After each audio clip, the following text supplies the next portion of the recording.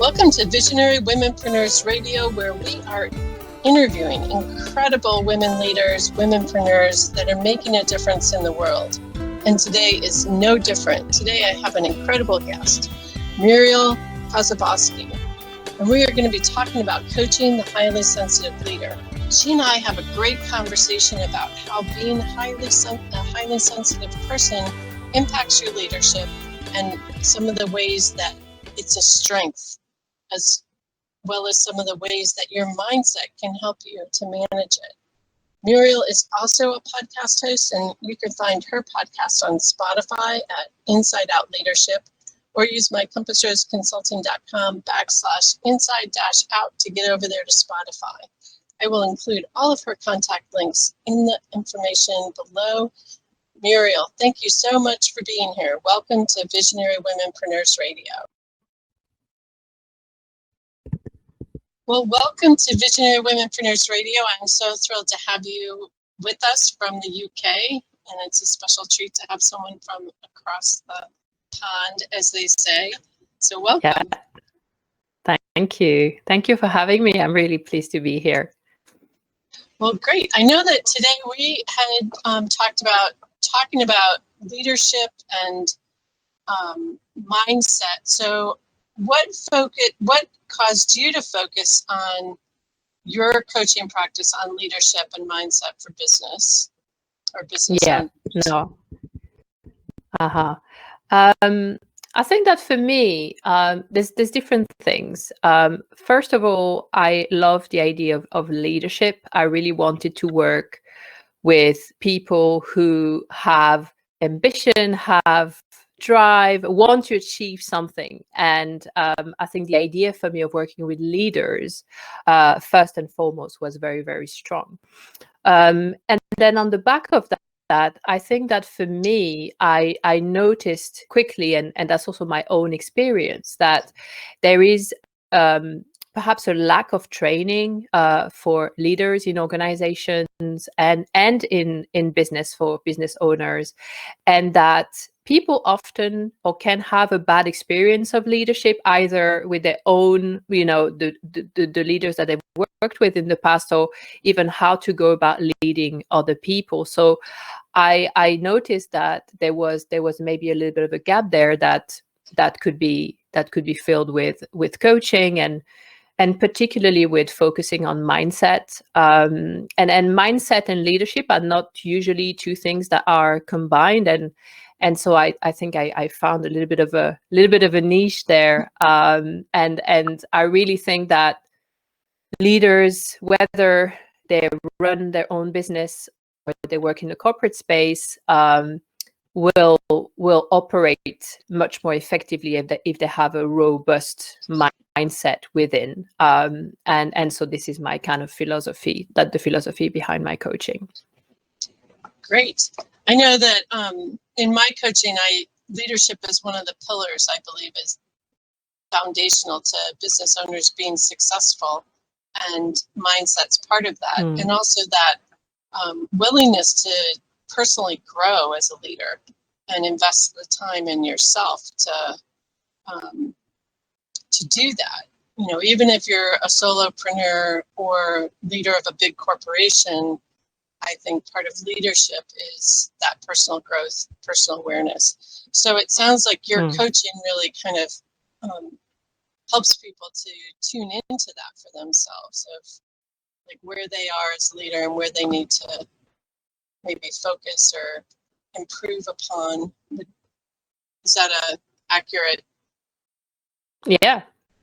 Okay. Yeah, no, absolutely. Absolutely. And I always say that for me, 80% of leadership is actually self-leadership. And for me, that element of self-leadership is really what I'm trying to helping people connect with. And that this is where the element of mindset comes in very strongly, in terms of, self-awareness, in terms of knowing oneself well enough so that you will be able to manage different situations, knowing how the brain works. I also love neuroscience. I'm not a scientist, but I take interest in neuroscience, and I love to explain to people how the brain works, and the different parts of the brain, how the emotional brain operates, and it's often the emotional brain actually that gets in the way of people being at their best during the day, and being at their best when they build relationships with other people. So all of this, I think, is for me the element of self-leadership, and as you said, of kind of personal growth, and just, I think, that willingness to evolve in a different version of yourself, and that willingness to, I suppose, to get out of your comfort zone in to some extent, to experiment and experience, things that will be unfamiliar and uncertain and perhaps a little bit scary, to kind of break that ceiling and get to a different version of yourself. So yeah, I'm extremely passionate about that, and I think that without this work, the quality of the leadership and the quality of even the business development especially for solopreneurs who are on their own and don't have the typical kind of corporate structure to support their development, I think this is even more crucial for solopreneurs. So yeah, I am really passionate about that part, the self-leadership part. Yeah, I think it just affects all parts of your business. Sometimes people don't understand that, like, your marketing is affected by your business leader, like your leadership, because your leadership affects your ability to communicate effectively, and so when you like go through all the different parts of a business, if you're not a good leader and you're not willing to invest the time in that improvement, it's hard to run an effective, healthy business. I mean, there's bad leaders that have built businesses for sure, but is it a healthy business, I guess, would be a question. Yeah. No, that's a really good point. And I think, again, particularly with solopreneurs and people perhaps on their own or leading, a small team. I think for me, one of the reasons why I like to coach kind of the leadership mindset particularly for business owners is that I'm really thinking about the experience of being in business and the experience of running a business. So I think there's always only two options. One option is to run a business and as you said, be healthy and enjoy the experience. So it's running a business and driving yourself a bit crazy in the process. So I think for me, the experience of it is, as you said, it will be everywhere. It will be in your marketing, it will be in your sales conversations, it will be in how you show up, with kind of different stakeholders and it will have an impact on everything. But also it will really have an impact on how much you enjoy it and how sustainable it is for you to kind of be in business and day in, day out, kind of show up at your best. Because I think that business ownership is a long-term game. You don't develop a business. We hear all these stories of people, suddenly making millions of dollars, but I think we don't see all the hard work that went behind the scenes, right, for years and years and years and years. So I think the sustainability and enjoying the experience and being able to experiment, to have fun with it, to just be yourself and enjoy that is also super important. And I think that's where the leadership mindset really, really comes in as well. Definitely. I know that one of the things that I think is important for leaders is to create their vision. And I know that that's something that you and I talked about. And so why do you think vision is so important for business owners to spend some time with? Yeah, no, absolutely. I always use this analogy of, getting in the car, and I don't think we would think of getting into the car if we don't have somewhere to go. right? So you don't, if you get into the car, you know that you're going to the food store, you know that you're going to the bakery, you're going to visit your family. You always have a destination in mind. Otherwise, you would just be driving around the block, you know. And unfortunately, I think that a lot of people launch into business without knowing what their destination is really, and being kind of stuck into the more in the kind of day-to-day task management. Oh, I need to do a website, I need to go to this networking event, I need to, but they don't really have an idea, like a picture almost. And I often use also the analogy of a painting, and that resonates with people quite well. You know, like I'm painting a picture of where I want to be 10 years from now and the impact that I want to have 10 years from now. And I think if you don't have this, it's really difficult to make decisions along the way. I think this kind of, I don't want to say final, but this kind of destination in 5 to 10 years will be your point of reference to make every single decision that you have to make in your business. And to, as you said, write your copy and speak to your audience, and all these kinds of things will be all related to that vision. So I think that's why it's so important is knowing where you're going, you know, and where you want to get to, and you can only get somewhere if you know where you're going, if that makes sense. So that's kind of how I think about it, and how I kind of teach it to business owners. Yep, I use a similar analogy because I think it's so hard. I'll have business owners that want to start kind of in the middle of, like, I need more business now, but it's like, well, where are we going? You know, and Yeah. like, even when you try and start in the middle with them of like, how do we get more business now? It always needs to come back to what's the vision, and you know, what are you trying to create? Yeah. So how has being, I think you are an HSP, highly sensitive. What is HSP? Yeah. Like, So highly sensitive person. yeah. How does that affect being a business owner, working on leadership? Let's talk about that a little bit. Yeah. Yeah, no, absolutely.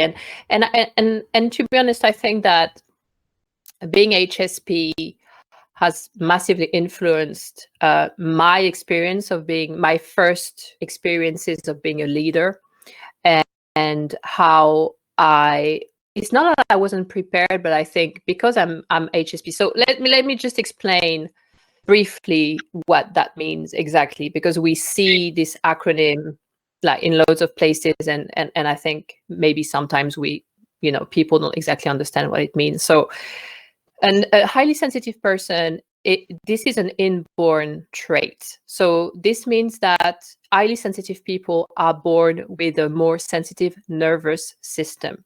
So it's first and foremost a body thing. You know, it is, you were born with a more sensitive nervous system. And so this has an impact on how you experience, how your body experiences things. So things like, sensitivity to images, to what you see, to smells, sensitivity to hunger, to lack of sleep. So all of these things are going to affect a highly sensitive person much more than I want to say non-sensitive person, or moderately sensitive person. And if we think about this, just the body aspect of it, if we think about how, you know, highly stimulated people are in the business world in general, and how I know that my first experiences of leadership, you know, I was in meeting back to back to back to back to back, and people sometimes not taking a lunch break, and, you know, and I was just completely exhausted. And I think that if we transfer that to owning a business, it's really, really important to take that into consideration when you start, you know, thinking about, you know, even just planning your time and planning your days, and how much you are able to interact with people during the day. So that's the body aspect of the HSP, but there's also kind of a mind aspect to it, where HSPs kind of process information in a much more a deeper and a more refined way. They notice loads of details that that non-sensitive people might not notice.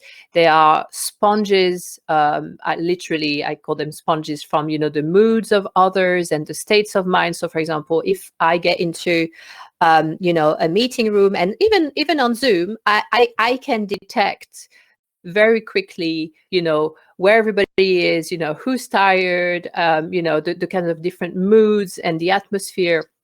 And I kind of just absorb that. So for coaching, it's great because that allows me to be very empathetic and to put myself in the shoes of people very, very quickly.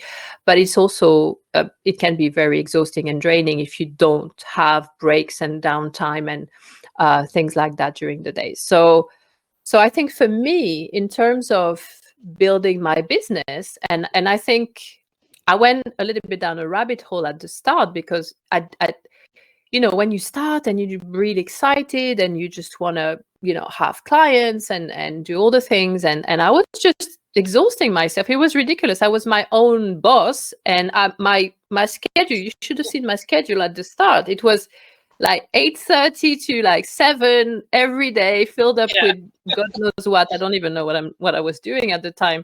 And you know, it took me a few months to kind of reconnect with myself and really kind of realize, okay, now, you know, this is too much. I need to slow down.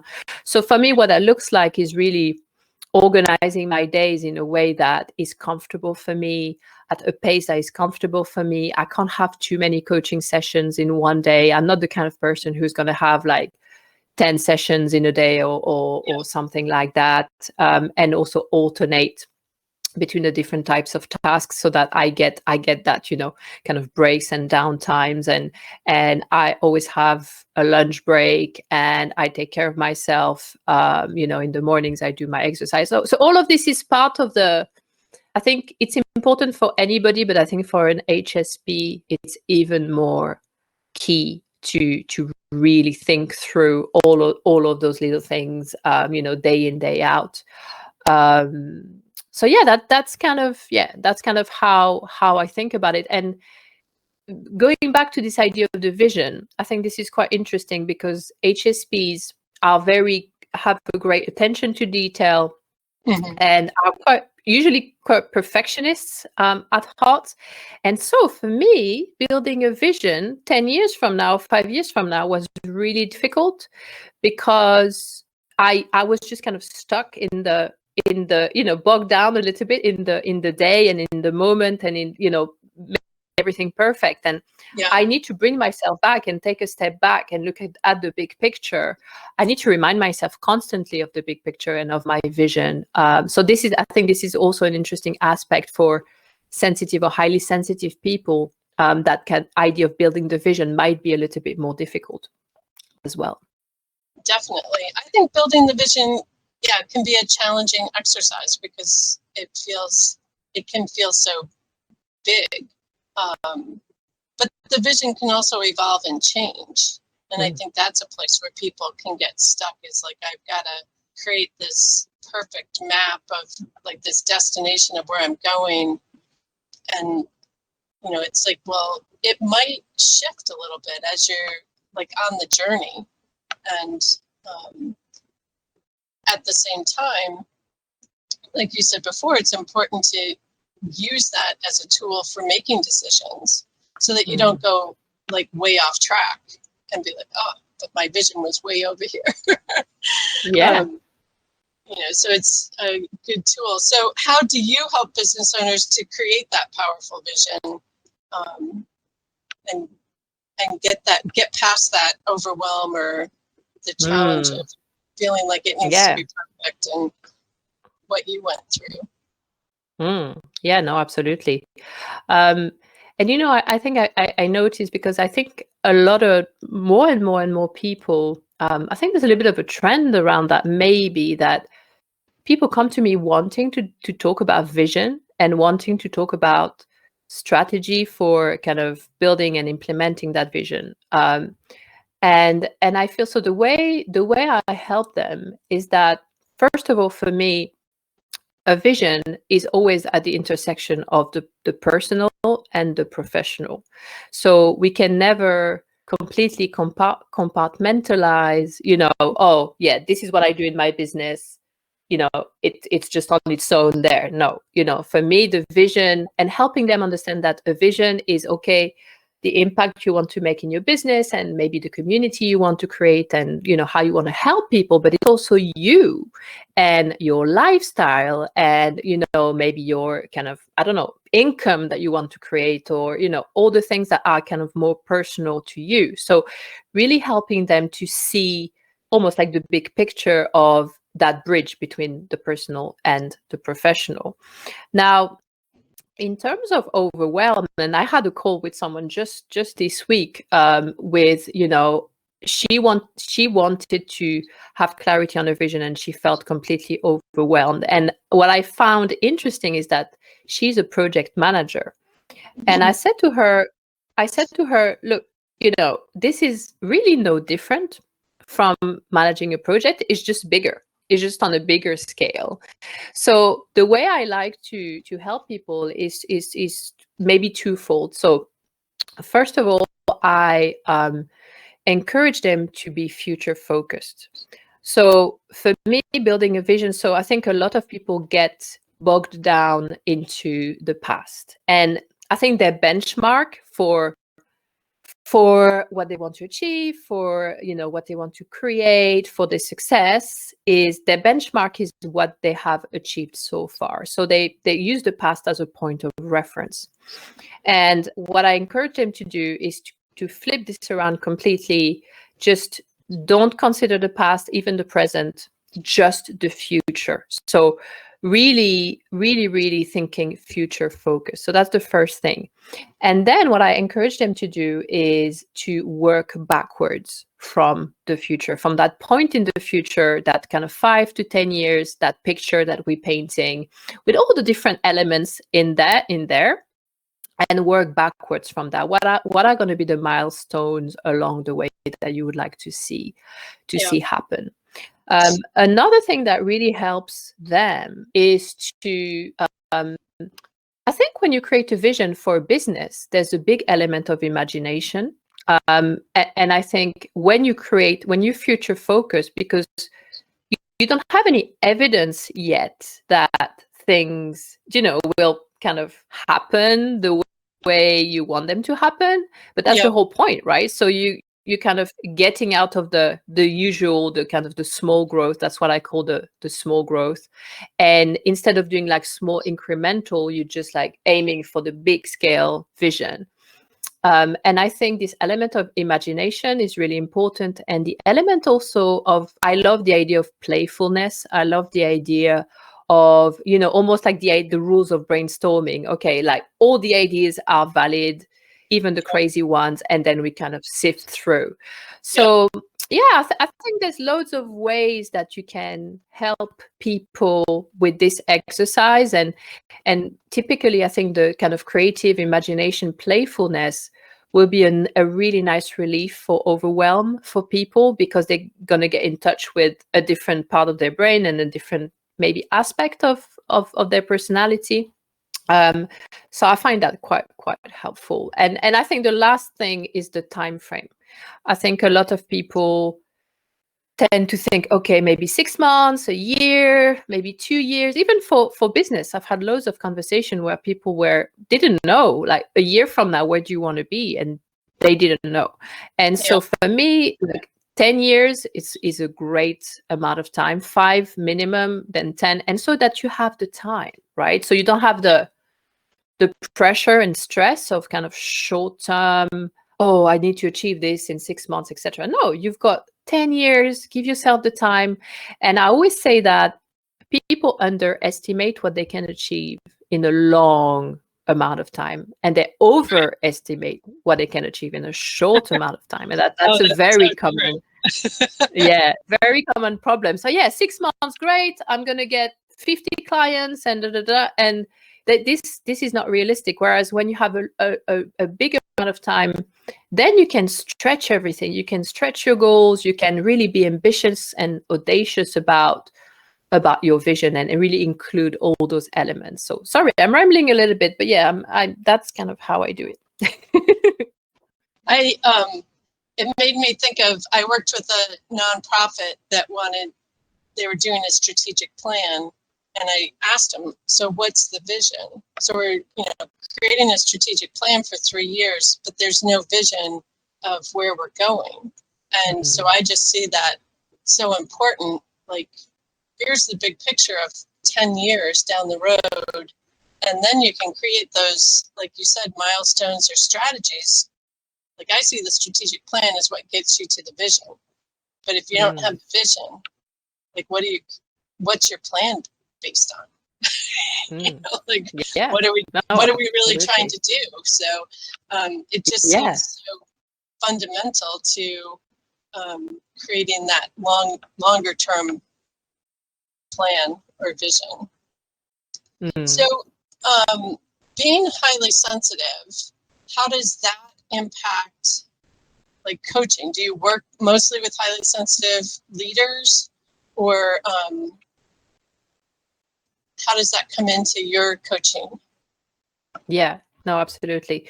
So at first, I think at first I didn't really integrate that as much in kind of the leadership coaching and the leadership mindset. But I think over time, what I started to notice is that the leaders that were coming with challenges, maybe around, confidence and building relationships, communication, building trust, all those what people would call soft skills, like all the kind of fluffy, some people would even say fluffy stuff, but that's my favorite stuff. So people coming with those types of challenges, where with a little bit of conversation and digging, were actually more sensitive.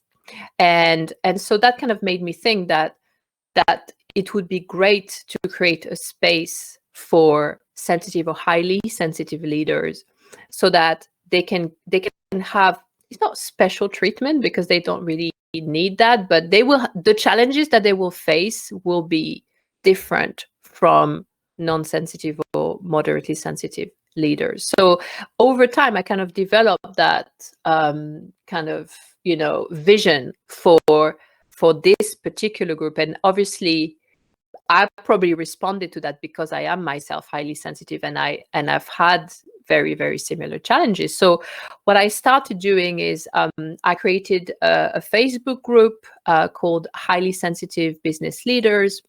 And then I created a workshop particularly for, so it's called Making Business Work for highly sensitive leaders. And now I'm really starting to cater particularly for this kind of segment of leaders. And in my kind of day-to-day collaboration, coaching in the leadership and corporate space, now I'm really tuned in, and I know when somebody comes on the call, I know which of my clients are kind of sensitive, highly sensitive, and so we are having those conversations as well.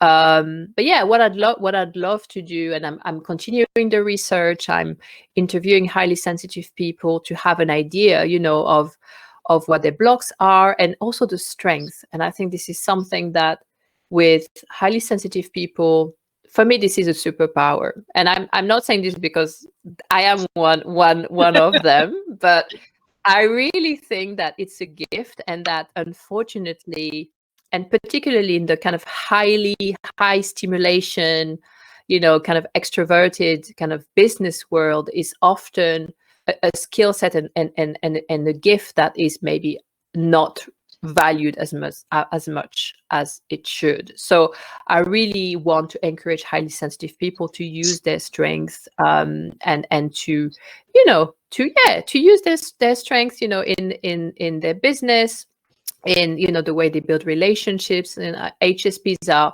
extremely proficient at building deep relationships. They are extremely empathetic. So there's a whole range of things that they do probably a little bit better than the rest of the population. So you really kind of being aware, valuing, loving their high sensitivity and using their strengths in their business as well. So yeah, so all of this is going on, but yeah, this is what it looks like. I really would love to have, you know, a big community and raise awareness more to what highly sensitive people experience. And I mean, I know people who just literally found out through my workshop, you know, they thought they were sensitive, and then they took my kind of questionnaire and they were like 90%, and they kind of started panicking even a little bit, like, you know, what's wrong? But then, you know, it's people just finding out about the sensitivity every day. And so I really want to support these people. Great. Well, let's give people your website so that they can find those resources. Yeah, no, absolutely. So the website is the Self-Coaching Circle. So this is the name of my business, the selfcoachingcircle.com. And if they want to join, the Facebook group is great because it's really catered for highly sensitive people. So it's called highly sensitive business leaders. And I have the workshop I talked about as well that they can find on Eventbrite, making business work for highly sensitive leaders. So all of these resources and kind of places where they can, I think for highly sensitive people, it's great to have a place where they can come and they can they don't have to justify themselves. They don't have to explain, and they know that people will kind of quote unquote get it, you know? So yeah, I love the idea. Great. So I'm going to include all those links in the show notes for people also. One thing I wondered is, for highly sensitive people and leaders, what are some of the challenges? Because I would think that there could be times where being highly sensitive is really hard in dealing with employees or customers, even dissatisfied customers, because you kind of take that on, if I'm understanding correctly. And so sometimes those negative feelings, like when you're taking them like into yourself, don't feel good. So what are some of the ways that you can help somebody to, not that you're putting shields up, but you're have tools to work through those things so that they're not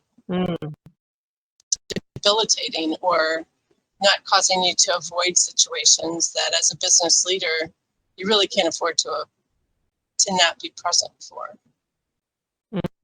Yeah, no, absolutely. And as you say rightly, I think that what could happen is people starting to be avoidant, to procrastinate to the point, particularly for business owners like solopreneurs, you know, procrastinate to the point where they don't even take action. They don't even put themselves out there. They kind of, you know, have very reduced social media interactions, or even networking interactions and things like that.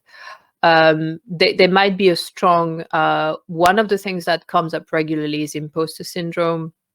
And I think that it's that feeling of being different and of seeing other leaders around operating in a different way, or being able to cope with a really high stimulation environment and having all those, as you said, kind of customer conversations, for example, or so for example, typically an HSP could have, actually an HSP would probably have a very productive conversation with a dissatisfied customer, because they could build a relationship and create that empathy and approach it in a way that would make the customer, you know, comfortable and listened to and understood. So all the right things. But I think is the quantity that might be the problem, is that these conversations can be very, very taxing and draining for an HSP. So they wouldn't be able to go around all day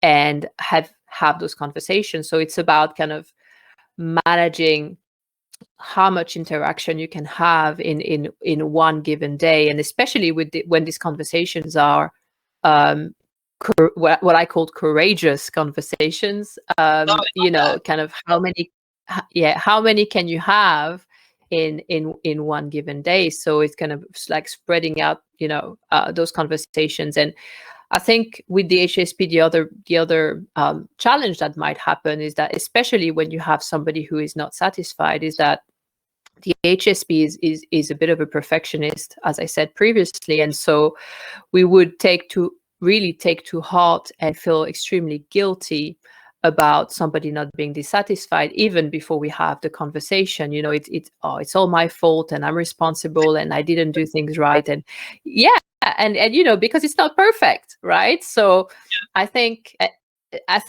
kind of for HSP, being able to get out of your own head, and that's why again the mindset comes in, and the mindset work, find ways to ground yourself and to kind of take a step back and take some distance from the situation, and being able to see what it is really, not making like a mountain out of a molehill, all of the time. To be able to approach these conversations in a way that is kind of productive and effective. So there is this. I think procrastination is a big one as well, generally. So you've already mentioned the sense of overwhelm, but there's also potentially another trigger for procrastination, particularly for HSPs, is the kind of fear of rejection, because we are so in tune with other people's kind of moods and emotions, etc., that we just need to have that sense of connection. And when this sense of connection is threatened, then we don't want to fail, because we don't want to be disconnected. We don't want anybody to tell us that we're not, that we might not be doing the best job, but it's imperfect. So we just really fear that kind of disconnection from other people, and that can really lead to procrastination and to just not taking action, or kind of delaying, and all of these types of things. And again, that happens to everybody, I think, but I think for HSPs it might just be a little bit more pronounced and a little bit more, they're more prone to these types of kind of challenges. So there is there's a host of things, little things that will crop up along the way, around kind of confidence and around speaking up in meetings. There's lots of things that could be, and again, every HSP is different as well, and there are extroverted HSPs, but 70% of HSPs are introverted. So the experience might be different. Yep. And what results do your clients get when you're helping them work on that leadership mindset? What changes do they see for themselves? No, absolutely. So this is interesting, and I think that's what you were saying at the start, that the leadership kind of feeds into all the areas of the business, and I think that maybe it's something that people struggle to see sometimes. They want to do a business course, but when it comes to mindset, they're like, oh yeah, that's not the priority. But actually, for me, the mindset is really non-negotiable, and then you can go on your business course and do all the businessy things. But anyway, so I think that what I see the most is people's experience of being in business, and general levels of kind of confidence and contentment and well-being, and how they show up day in, day out.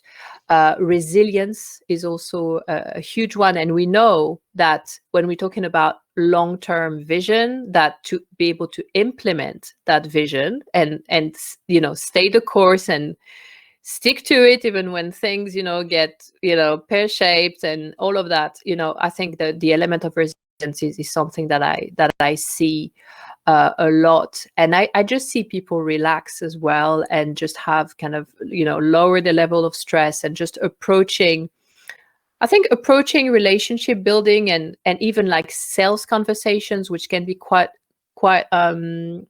stressful for people. I find that a lot of people kind of shy away from kind of commercial conversations or anything to do with money. There's money. I mean, money is a big one. Probably a whole different conversations we could have, but yeah, I find that people are more relaxed, and so this has a like kind of a ripple effect on then when they go into their conversations with prospects and customers, how they collect feedback and how they tweak and improve their processes, potentially, how many clients come on board with them, and that influences their level of income, and so there's lots of kind of ripple effect over the long term that this mindset, that leadership mindset work will create for business owners. So that's kind of in a nutshell what I see.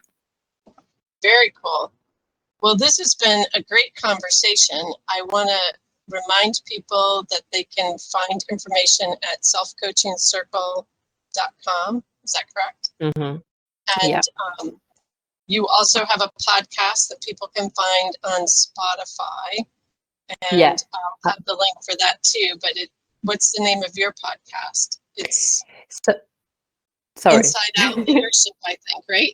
Yeah, so it's Inside and Out Leadership, and I'm really passionate about this podcast, and I think in there is a great selection of episodes around the leadership mindset. I also did a special episode last week about highly sensitive people, there's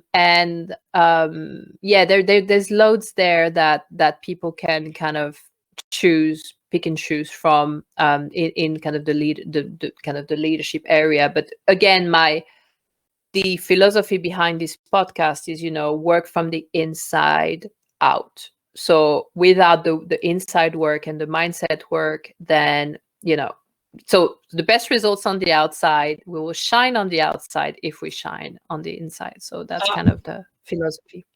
Yeah, love it. Great. Well, thank you so much for being here. It was great to talk with you and talk about vision and highly sensitive business leaders and how that can really be a strength in leadership. So I really appreciate you taking the time. Thank you. Thank you, Donna, for having me. It's been a pleasure to speak with you. Great. Hey, thanks for listening to Visionary Womenpreneurs Radio. I hope that you gained some valuable insights with today's interview. I want to encourage you to subscribe to our podcast, which we are hosted on anchor.fm, but you can also find us on Google Podcasts, Pocket Casts, Spotify, Apple, Breaker, Overcast, Radio Public, Stitcher, and more. Be sure to hit that subscribe button so that you don't miss an episode.